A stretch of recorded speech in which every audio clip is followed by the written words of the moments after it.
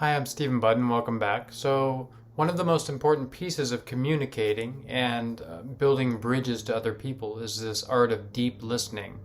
We can listen on a few levels, and most of us don't listen at all. We only listen long enough to kind of formulate our automatic response. Like once we know how we're going to respond, we shut down to what's coming. As Stephen Covey put it, most people don't listen with the intent to understand, they listen with the intent to respond.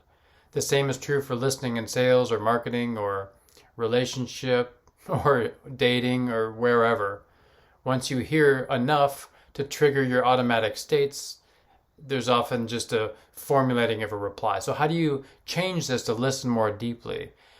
When someone keeps coming to you and saying the same thing, it's because they have not yet felt heard.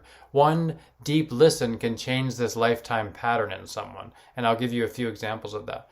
When a client came to me once and said she had Lyme disease and she was in all this pain, I acknowledged the pain. I said, wow, like how have you endured all this on your own?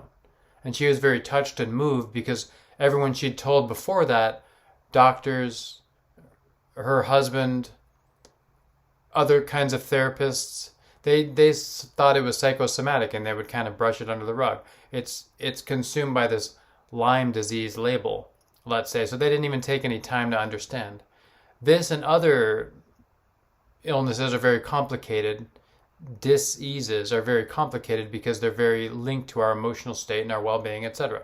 So hearing this one time, a lot of her symptoms vanished because she felt heard in her core wound for her whole life. Now, a lot of people carry these, you could even say manifest these painful situations because they have a need for some sort of healing. So how can you give them that? It's by listening to the story fully and completely. And that's sometimes the most important piece. You can, as I said, you can unwind a lifetime core pattern by listening. Most people have not been listened to deeply in their whole lives. If they have, it's just a handful of times. It's a little bit more challenging to do this when you have an agenda with someone. Like, oh, they're attracted to someone else.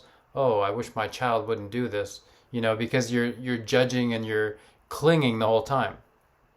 When you can be an objective witness, you can do this more powerfully. And this is what I can do with clients, obviously, because I'm more objective. I create that distance.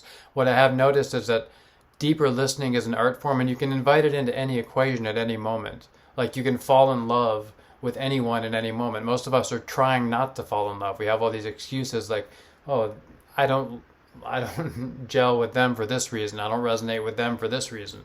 Instead, it's just finding bridges to connection because it's through other people that we create and we nourish and we nurture everything we have in this world. This is the quality of our lives. It's these networks and threads of connection to other people. So this is an invitation to listen more deeply than you ever have. And again, if you hear these continued messages, start listening because that's the universe whispering through other people, for one thing. And for another thing, you can support that other person so profoundly just by being there. And lastly, they're giving you messages that you need to hear so you can alter your life and be more in alignment. So thank you. I'll talk to you again soon.